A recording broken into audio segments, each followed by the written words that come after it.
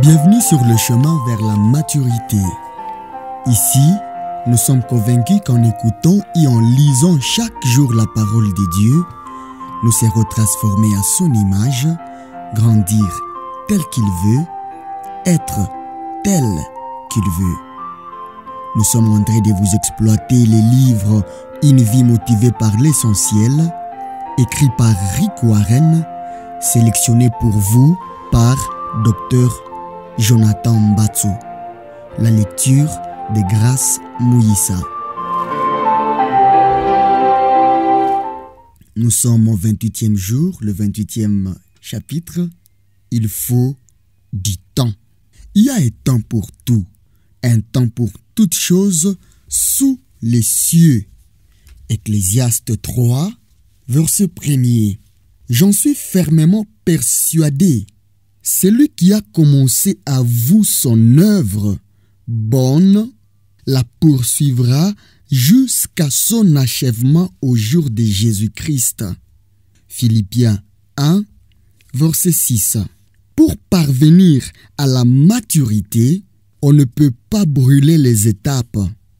Il faut des années pour que nous devenions des adultes et toute une saison a un fruit pour mûrir. C'est vrai aussi en ce qui concerne les fruits de l'esprit. Développer le caractère de Christ ne se fait pas en un jour. Tout comme la croissance physique, le développement spirituel prend du temps. Quand on essaye de faire mûrir un fruit rapidement, il perd son bon goût. En Amérique, on cueille les tomates quand elles sont encore vertes pour éviter qu'elles ne se gâtent pendant le transport. Ensuite, avant de les vendre, on les fait rougir avec du gaz carbonique.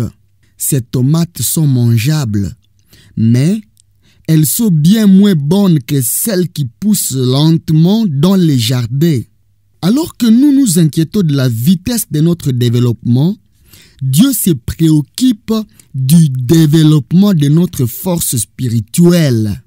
Comme il voit notre vie à la lumière de l'éternité, il ne se presse jamais. L'Anne Adams a comparé le processus de croissance spirituelle à la stratégie utilisée par les Alliés au cours de la Seconde Guerre mondiale pour libérer les îles du Pacifique Sud. Tout d'abord, ils réduisaient la résistance d'une île en bombardant les forces ennemies depuis les navires. Ensuite, un petit groupe de marines envahissait l'île et établissait un camp de base dans un endroit sûr. Puis, ils libéraient petit à petit le reste de l'île. Finalement, toute l'île était sous leur contrôle, mais non sans quelques pertes humaines. Adams a fait ces parallèles. Avant d'envahir notre vie au moment de notre conversion, Christ a parfois dû réduire notre résistance en permettant que nous ayons des problèmes difficiles. Certains ouvrent leur cœur à Christ dès qu'il frappe à leur porte, mais d'autres, et ils sont nombreux, résistent et restent sur la défensive. Dès que vous ouvrez votre cœur à Christ, Dieu établit un camp de base dans votre vie. Vous pensez vous être donné entièrement à lui, mais en réalité, vous lui avez donné seulement ce que vous connaissez, ce qui est suffisant. Une fois que Christ a établi son camp de base, il commence à travailler pour gagner de plus en plus de terrain jusqu'à ce que toute votre vie lui appartienne. L'issue des luttes et des combats ne fait aucun doute. Dieu a promis que celui qui a commencé en vous cette bonne œuvre la rendra parfaite. Philippiens 1, verset 6. Nous finirons par ressembler à Christ, mais cette formation durera toute notre vie. La Bible explique, nous parviendrons à l'état d'adulte à un stade où se manifeste toute la plénitude qui nous vient de Christ. Ephésiens 4, verset 13. Voici l'essentiel de ce que nous avons découvert jusqu'à présent. La foi par l'adoration, l'appartenance au corps de Christ par la communion fraternelle et le développement par notre formation en tant que disciples. Chaque jour, Dieu veut que nous devenions un peu plus semblables à lui. Vous êtes des êtres nouveaux que Dieu, notre Créateur, renouvelle continuellement à son image. Aujourd'hui, nous voulons aller le plus vite possible, mais Dieu s'intéresse plus à notre force et à notre stabilité qu'à notre rapidité. Nous voulons les choses tout de suite. Acceptons des compromis et cherchons des solutions rapides. Nous croyons qu'une prédication, une conférence ou une expérience peut apporter la solution à tous nos problèmes et nous libérer de toutes nos tentations et souffrances. Mais la vraie maturité n'est pas le résultat d'une seule expérience. Même si cette dernière est puissante et bouleversante, la croissance s'est faite petit à petit. La Bible dit, nous sommes transformés en son image dans une gloire dont l'éclat ne cesse de grandir. 2 Corinthiens 3, verset 18. Pourquoi est-ce si long? Dieu pourrait nous transformer en un seul jour, mais il a choisi de nous faire grandir doucement, et cela dans un but précis, tout comme l'Éternel a donné peu à peu. Deutéronome 7, 22, la terre promise aux Israélites afin qu'ils ne se découragent pas. Il préfère transformer notre vie petit à petit. Pourquoi faut-il autant de temps pour changer? Pour plusieurs raisons. Nous apprenons lentement. Il nous arrive de répéter 40 ou 50 fois la même erreur avant d'apprendre la leçon. Le problème revient sans cesse et nous pensons « Oh non, encore une fois !» Pourtant, je le sais déjà. Mais le Seigneur nous connaît mieux que nous. L'histoire d'Israël nous apprend que nous oublions vite les leçons que Dieu nous enseigne et que nous retombons facilement dans nos anciennes habitudes.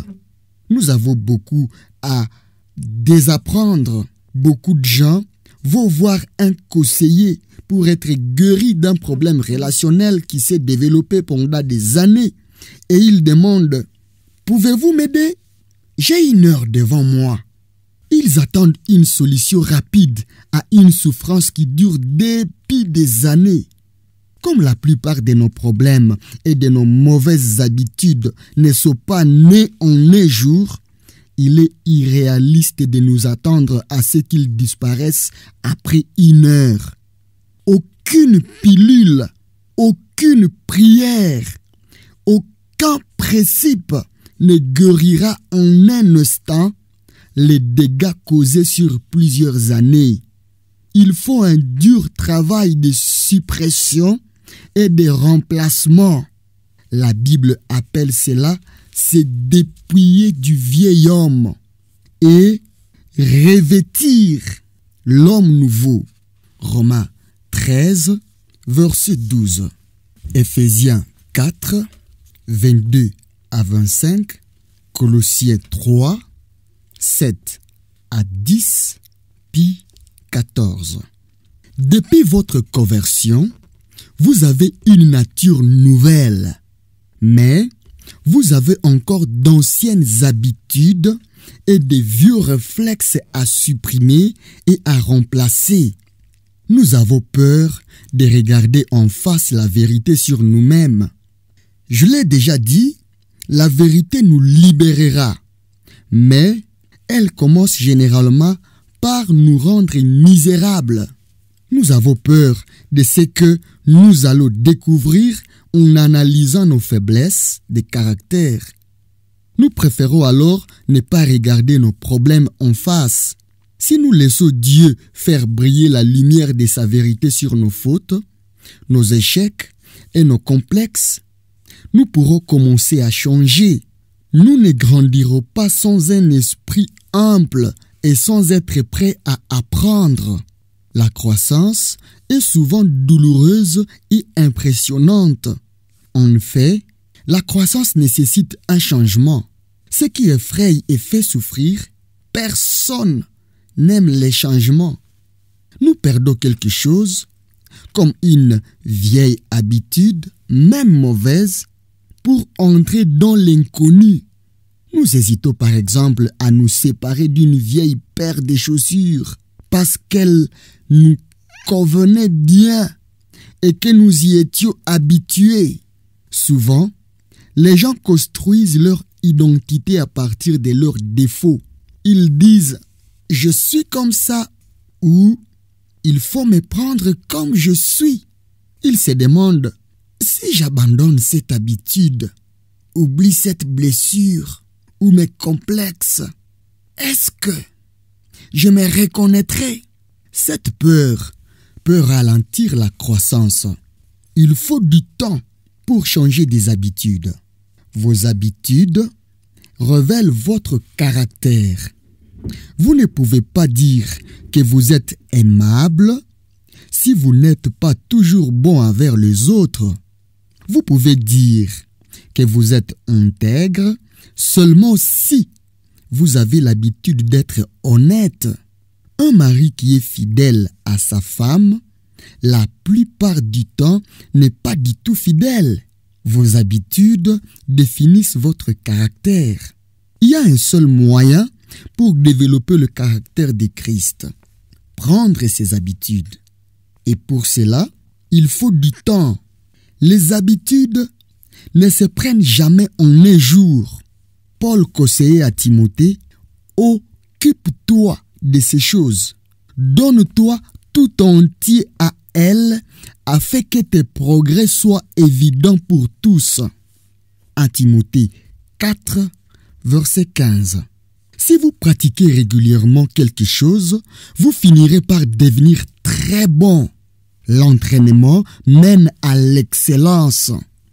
Les habitudes qui forment le caractère sont souvent appelées des disciplines spirituelles et des dizaines de bons livres en parlent. Ne soyez pas trop pressés. Il y a plusieurs façons de collaborer avec Dieu pour parvenir à la maturité spirituelle. Croyez que Dieu œuvre dans votre vie même lorsque vous ne le remarquez pas. La croissance spirituelle prend du temps. Attendez-vous à une amélioration progressive.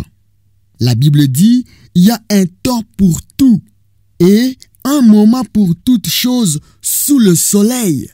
Ecclésiaste 3, verset 1er. Dans votre vie spirituelle, il y a aussi des saisons. Parfois, vous grandissez brusquement, le printemps. D'autres fois, vous faites du surplace et traversez des difficultés, automne et hiver. Qu'en est-il des problèmes, des habitudes et des blessures que vous aimeriez voir disparaître miraculeusement? Il est beau de prier pour un miracle, mais ne soyez pas trop déçus si Dieu vous répond en vous transformant petit à petit. Avec le temps, l'eau qui coule provoque l'érosion du rocher les plus durs. Après des décennies, une petite graine peut devenir en séquoia de plus de 100 mètres de haut. Enregistrée par écrit quelque part les leçons que vous avez apprises. Notez ce que Dieu vous a montré. Écrivez les leçons que le Seigneur vous a enseignées et ce qu'il vous a appris sur lui, sur vous, sur la vie, sur les relations, etc., afin de pouvoir les relire, les apprendre et les transmettre à la génération suivante. Psaume 2, 19e vers. 2 Timothée 3, verset 14. Pourquoi? Parce que nous avons tendance à oublier ce que Dieu nous enseigne. Le simple fait de relire régulièrement vos notes peut vous éviter bien des souffrances inutiles.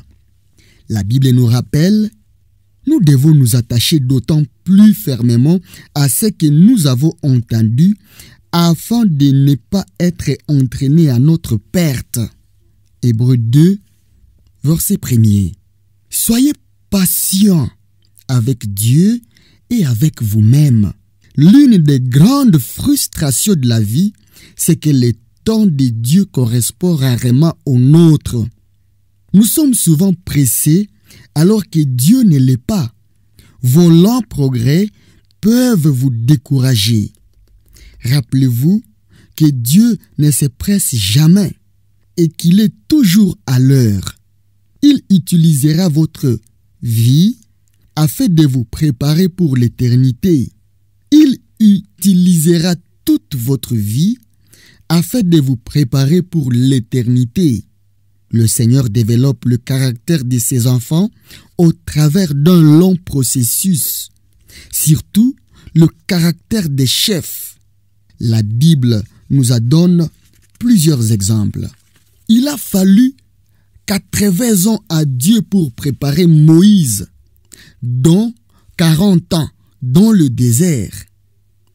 Pendant 14 600 jours, Moïse a attendu et s'est demandé, le temps n'est-il pas encore venu? Mais Dieu a répondu, non, prends patience. Contrairement à ce que peuvent suggérer certains titres des livres populaires, il n'y a pas d'accès facile à la maturité, ni de secret pour une sainteté instantanée.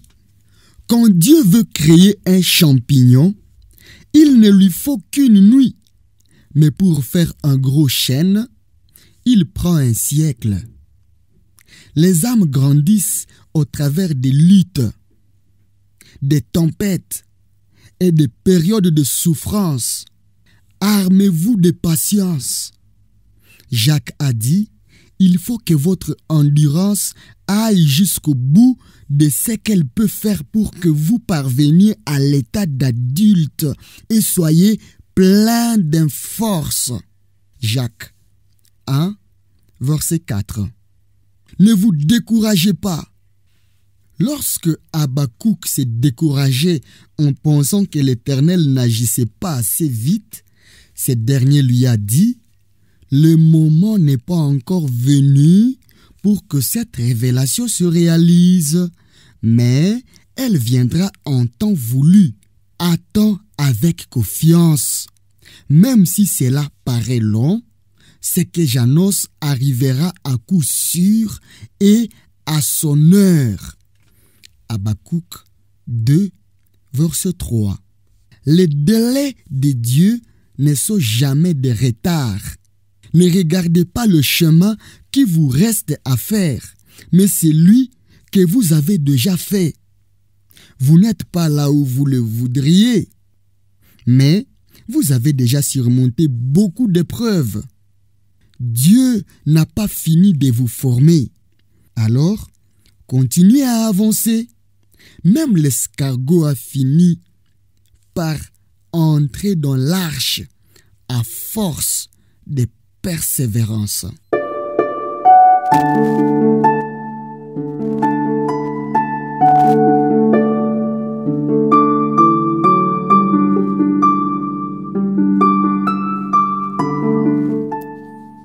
Jour 28. Définir mon objectif et idée à méditer. pour parvenir à la maturité, on ne peut pas brûler les étapes. Verset à retenir, Dieu qui a commencé cette œuvre bonne parmi vous, la continuera jusqu'à son achèvement au jour de la venue de Jésus-Christ. Philippiens 1, verset 6. Question à me poser. Dans quel domaine de ma croissance spirituelle dois-je me montrer plus patient et persévérant? Objectif numéro 4. Vous avez été formés pour servir Dieu. Nous sommes simplement des serviteurs de Dieu.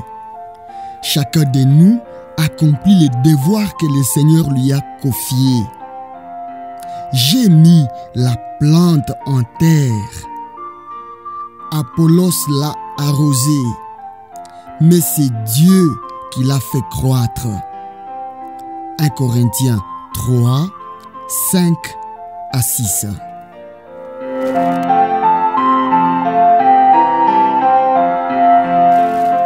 Merci d'avoir suivi cette capsule. Elle est tirée du livre Une vie motivée par l'essentiel que l'équipe du chemin vers la maturité est en train de vous exploiter. Cette portion a été choisie pour vous par le docteur Jonathan Mbatso, la lecture de Grâce Mouissa.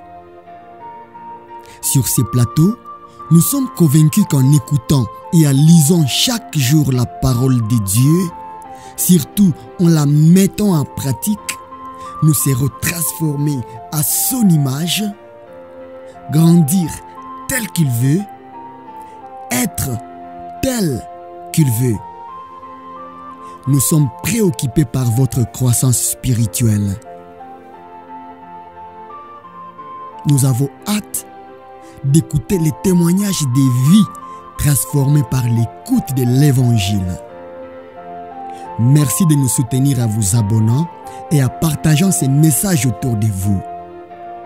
Grâce et paix au Fils de Dieu.